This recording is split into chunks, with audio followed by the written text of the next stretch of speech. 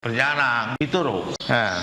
Pitaro means father or anyone who takes the care of the children or the citizens like father. The government or the king, normally there was king, now government. Their position is just like father. And the father's duty is to see that the children, the son, is raised very nicely so that in future he may be very happy. This is the duty of the father to see. Not that simply to feed him and make him fatty.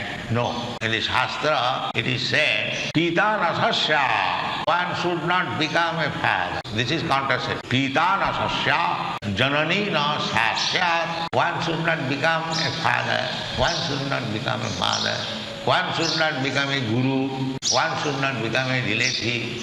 One should not become a caretaker.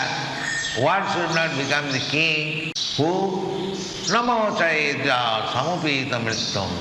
One who cannot protect the dependent from the clutches of death. This is Shastric.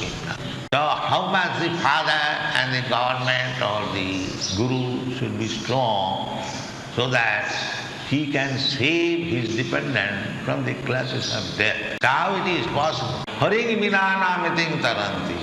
Without becoming Krishna conscious, nobody can be saved from death. This is the law. Thank you very much.